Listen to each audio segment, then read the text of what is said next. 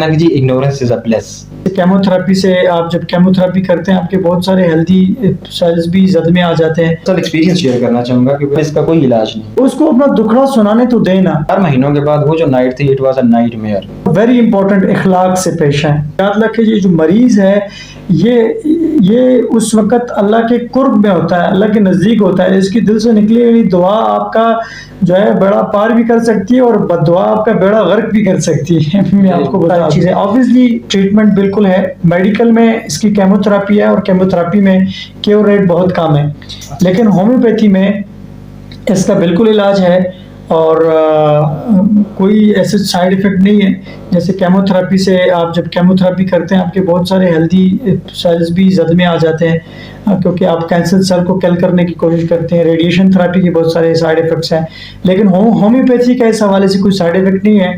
और होम्योपैथी में मेरे अपने क्लिनिक में लीवर कैंसर के केसेस, स्टोमक कैंसर के केसेस वो इतने बेहतर हुए हैं कि उनकी जो ज़िंदगी थी वो कसम पुरसी की हालत से निकल कर उन्होंने नॉर्मल लाइफ गुजारी है। तो इसके पीछे सबसे बड़ी ट्रिक क्या है कि उम्मीद दिलाना।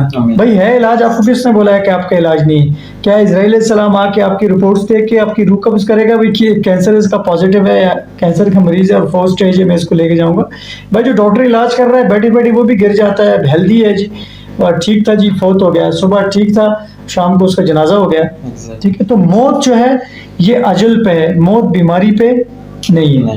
डॉक्टर साहब आपने बहुत उम्मीद दिलाई है। ये मेरे ख्याल से ना ये सबसे प्यारी चीज़ है। मैं इसमें ऐड करना चाहूँगा ना डॉक्टर साहब कि हम पढ़ते हैं ना कि जी इग्नोरेंस इज़ अ ब्लेस, और वो यहाँ पर ये है कि जी जहाँ पर ना मरीज़ को इतनी अगर पेचीदा बीमारी है तो उसको ये पता नहीं होना चाहिए और उसको नहीं बताना चाहिए। और जैसे आपने कहा कि उनके रिलेटिव्स को तो बिल्कुल भी नहीं पता होना चाहिए।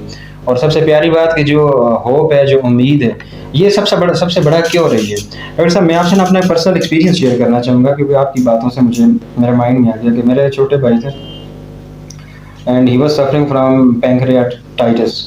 तो उन्हें पैंक्रियाटिक पेन था, उनको यहाँ पे सीएमएच में यहाँ पे उनको एडमिट कर दिया गया और वहाँ पे वो 4 महीने एडमिट रहे, बेड रिडन रहे वहाँ पे, और उनका इलाज वहाँ पे चलता रहा। और जो डॉक्टर साहब उनका इलाज कर रहे थे, ही वाज सर्विंग ब्रिगेडियर शायद रज़ा खालिद साहब। 4 महीने उन्होंने इलाज किया और 4 महीने के बाद उनको उनकी जो एंडोस्कोपिक वे से उनकी एक सर्जरी भी हुई थी और स्टेंट एक डाला गया था।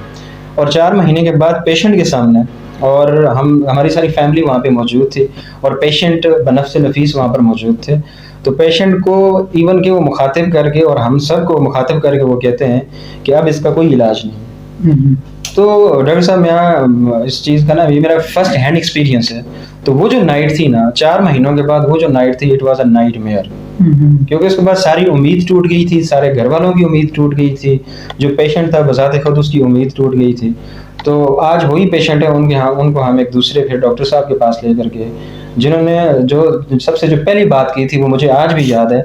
उन्होंने ये कहा था कि आपको ये मसला है, और सबसे जो इम्पोर्टेंट बात है, ये मैं अगेन इस पे एम्फेसाइज करना चाहूँगा, जो उन्होंने फिर कहा कि जो सबसे अहम बात है वो ये है कि ये इसका इलाज हो सकता है, ये क्योरेबल है। और मैं अगेन इस चीज़ का आई विटनेस हूँ कि वही जो रात थी वो पेशेंट ना, उसको अच्छा खासा जो उसकी जो बीमारी थी, जो उसकी कंडीशन थी, वो उसमें अच्छी खासी इम्प्रूवमेंट आ गई थी। तो ये मेरे ख्याल से सबसे बड़ी चीज़ है। तो डॉक्टर साहब मैं अगेन इसी से ना एक क्वेश्चन अगेन आपसे यही करना चाहूँगा कि जो ये पेचीदा बीमारियां हैं, और जैसे जो आज हमारा टॉपिक है कैंसर के बारे में, इसके बारे में जो WHO है उनको 4 फ़रवरी को एक वर्ल्ड कैंसर डे मनाते हैं, और उनका एक थीम है कि क्लोज केयर गैप, कि जो उसकी केयर गैप है जिसमें बहुत सारी चीज़ें आपने भी बताई हैं कि जी जैसे उसको पता नहीं होना चाहिए, या जो डेमोग्राफिक फैक्टर्स हैं उनकी बेस पे, एजुकेशन की बेस पे, या उनकी जो नस्ल की बेस पे, इन चीज़ों पे कोई भी इनइक्वालिटीज़ नहीं होनी चाहिए। तो अगेन मैं आपसे ये पूछना चाहूँगा कि डॉक्टर की बीइंग अ फिजिशियन कौन कौन सी जिम्मेदारियाँ हैं? क्योंकि जो डॉक्टर साहब हैं, मेरे ख्याल में जो ये कैंसर के जो पेशेंट हैं, एक चीज़ तो ये है कि जी हमारे यहाँ हेल्थ केयर सिस्टम उस तरह का नहीं है, उसकी रिसोर्सेज की कमी है। लेकिन जहाँ पर डॉक्टर साहब की बात आ जाती है, या उनके बिहेवियर या उनकी काउंसलिंग की बात आ जाती है, या किस तरह से वो ट्रीट करते हैं, तो वहाँ पर मेरे ख्याल से जो लेक ऑफ एथिक्स हैं ये बहुत हैं। और मैं इसलिए ये कह रहा हूँ कि जैसे मैंने अभी ये पूरा एक वाक़या आप लोगों को बताया है, इसके अलावा भी बहुत सारे वाक़यात हैं। तो मैं अगेन सर आपसे ये पूछना चाहूँगा कि ऐसे पेशेंट के हवाले से और ओवरऑल जनरली जो तबीब है उसकी जिम्मेदारियाँ क्या बनती हैं? देखिए जी, अगर कैंसर का पेशेंट है या कोई ऐसी बीमारी है जो लाइलाज समझी जाती है, वो मरीज़ आपके पास आ जाए तो उसको स्पेशल अटेंशन देनी चाहिए, उसकी बात सुननी चाहिए। मैंने देखा है अपने प्रैक्टिस में, बाज़ मरीज़ जाते-जाते शुक्रिया अदा करते हैं कि आपने हमारी बात तसल्ली से सुनी है। अलमिया ये है कि हमारे यहाँ मरीज़ की बात समझी नहीं जाती और ना ही सुनी जाती है। मतलब वो समझा जाता है कि यार ये वक़्त का ज़िया नहीं, उसको अपना दुखड़ा सुनाने तो दे ना, वो गुबार तो निकालने दे उसको, ठीक है ना जी?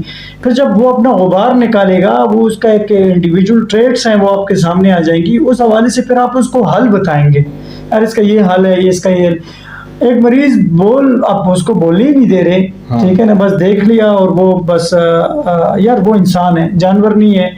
वो के साथ रखता है, वो अपनी ख़यालात रखता है, वो दिल के अंदर दर्द रखता है। जानवर होता तो आपने चेक कर लेते, बस जी ले जाएँ इसको। वो एक इंसान है, आप उसकी सुने, आप उसको समझने की कोशिश करें, फिर आप उसकी काउंसलिंग करेंगे। देखिए, हर इंसान की काउंसलिंग आप उसके मसाइल को जो उसके दिमाग में चल रहे हैं, उसके हिसाब से करेंगे। आपने उसको सुना ही नहीं है, तो आप क्या काउंसलिंग करेंगे? तो पहली इंपॉर्टेंट बात यह है कि आप उस मरीज़ को प्यार दें, सुनें और वेरी इंपॉर्टेंट इखलाक से पेश आएँ। बहुत ज़रूरी बात है। ये बहुत ज़रूरी बात है। जब इखलाक से पेश आएँगे तो पेशेंट जो है ना आपको दुआएँ भी देगा। और याद रखिए, ये जो मरीज़ है ये उस वक़्त अल्लाह के कुर्ब में होता है, अल्लाह के नज़दीक होता है। इसकी दिल से निकली हुई दुआ आपका जो है बेड़ा पार भी कर सकती है और बद्दुआ आपका बेड़ा गर्क भी कर सकती है। मैं आपको बता दूँ। तो मरीज़ उस वक़्त जो है ना बिल्कुल अल्लाह के साथ उसका कनेक्शन होता है, ठीक है ना जी? वो थक-हारा हो चुका होता है, वो कहता है बस अल्लाह ही है, उसके दिल में उस वक़्त अल्लाह होता है।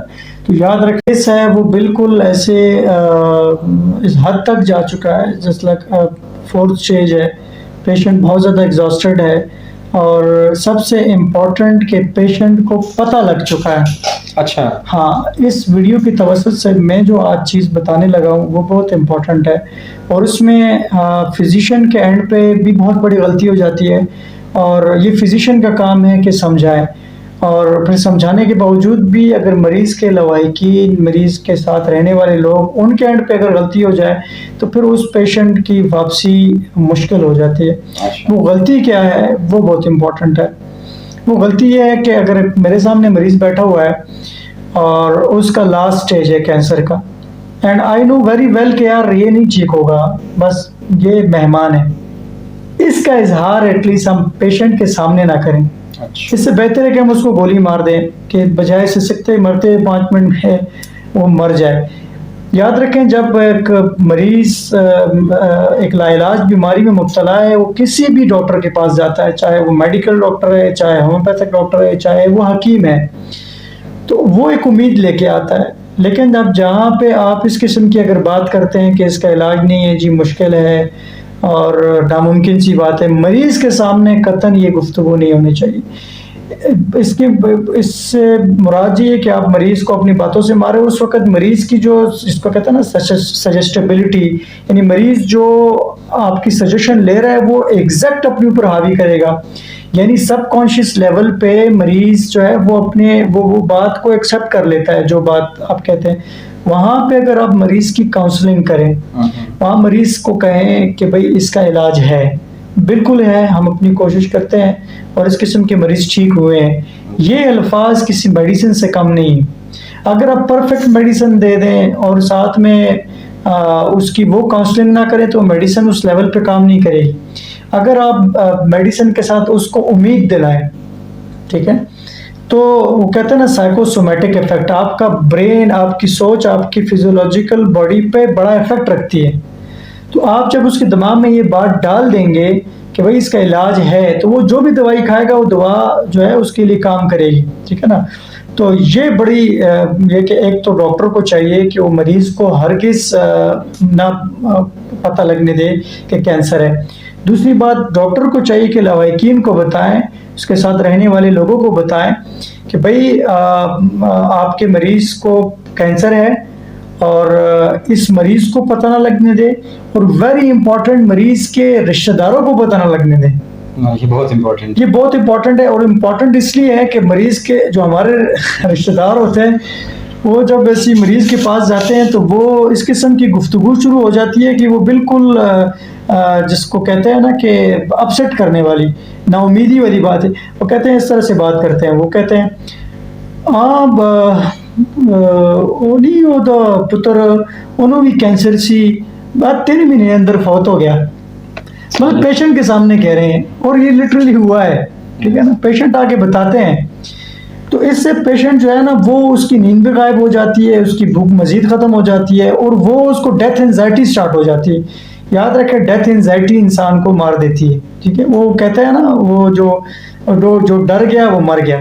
अच्छा, कैंसर के पेशेंट मैंने ऐसे देखे हैं जिनको ज़रा ही खौफ नहीं है और वो बेगम है, वो चलते हैं, बेगम है और अपनी लाइफ ज़िंदगी जी रहे हैं। लेकिन जो खौफज़दा हो गए हैं, जो एंजाइटी के शिकार हो गए, स्पेशली डेथ एंजाइटी को, उसने माइंड बना लिया कि बस कैंसर है और मैं मेहमान हूँ उस दुनिया में। और डॉक्टर साहब भी कह देते हैं जी आप मेहमान हैं, इनका ख्याल रखें। बस पेशेंट के सामने कहते हैं इनका ख्याल रखें। पेशेंट के सामने कतन किसी ने भी, चाहे वो डॉक्टर है चाहे वो उस मरीज के साथ रहने वाला शख्स है, ना बताए, उसको उम्मीद दे। ऐसे मरीज को रोजाना सुबह घर वाले रोजाना कभी कभी कहें कि आज तुम अच्छे लग रहे हो, हाँ तुम्हारा कलर ठीक है, पॉजिटिव बातें उसके सामने की जाए। तो ये माहौल जब आप क्रिएट करेंगे और वो डॉक्टर भी ऐसा माहौल क्रिएट करेगा तो फिर चांसेस हैं कि मरीज ठीक हो जाए। अदरवाइज मरीज अगर ठीक नहीं होता, जो जिंदगी इसने दुनिया के अंदर गुजारनी है, जो रिज़्क इसने पूरा करना है, वो कसम पुरसी की हालत से दुनिया में जाएगा। Exactly. और मैंने अपने क्लिनिक में ऐसे पेशेंट देखे हैं जिनकी मैं काउंसलिंग करता हूँ, उनकी आंखों में मैं चमक देख लेता हूँ बैठे बैठे, और वो विद इन डेज जो है ना उनको भूख लगना और वो सारी चीज़ें, ट्रीटमेंट बाद की बातें वो करनी है। लेकिन ये चीज़ें सारी कॉम्प्लीमेंट्री है आपकी ट्रीटमेंट की। आपका ट्रीटमेंट कामयाबी से होने की जो वजूहत हैं उसमें एक वजह ये भी है। बाकी वो आपकी अपनी एक्सपीरियंस है, वो आपके अपना एक नॉलेज है कि आपको जो चीज़ समझ में आती है आप दवाई उठा के दे दें और अल्लाह करेगा इंशाल्लाह उसको शिफा होगी। एग्जैक्टली। तो नाज़रीन, इसी के साथ ना मैं फाइनली जो बात आपसे कहना चाहूँगा कि सब जो इन सारी बातों में जो मेरे ख्याल से जो प्रोमिनेंट बात है, जो हाईलाइट है, वो ये है, एक तो उम्मीद बहुत ज़रूरी है, और दूसरा जैसे कि WHO का कहना है कि जी 30 to 50% जो कैंसर के पेशेंट्स हैं या कैंसर के जो केसेस हैं ये प्रिवेंटेबल है। एंड इसके साथ साथ ये है कि जो हमने केयर करनी है उसके हवाले से जितनी भी गुजारिशात पेश की गई हैं कि आपके तबीब के हवाले से उसका रवैया कैसे है, जो सबसे पहली चीज़ जो इम्पैक्ट करती है पेशेंट को वो उसके फिजिशियन का रवैया होता है। और उसका रवैया कभी भी जो पेशेंट की जो कंडीशन है या उसकी जो फाइनेंशियल उसका स्टेटस है उस चीज़ पर बेस नहीं करना चाहिए या उसकी एजुकेशन पे, बल्कि ये है कि अपने प्रोफेशन के साथ सिंसियर रह के उसकी अच्छी तरह से काउंसलिंग करनी चाहिए, जो सारी बातें डॉक्टर साहब ने अपनी कन्वर्सेशन में बता दी हैं। तो इसके साथ ही इस टॉपिक पे अगर और भी कोई क्वेश्चन आप लोगों का हुआ तो उसको ज़रूर कमेंट सेक्शन में हमें बताइएगा, या कोई और इन्फॉर्मेशन अगर आप लोगों को चाहिए हो तो ज़रूर उसके हवाले से भी बताइएगा। अच्छा, thank you so very much doctor साहब for your valuable insight, for your contribution और फॉर योर गाइडेंस। इसी के साथ नाज़रीन आज के सेशन को हम वाइंड अप करते हैं इस दुआ के साथ कि आप लोग जितने भी सुनने वाले हैं, देखने वाले हैं, और हम सब हमारे सारे अजीज़ सारी आफात से, उन सारी बीमारियों से अल्लाह ताला सबको महफूज रखे। Thank you so very much.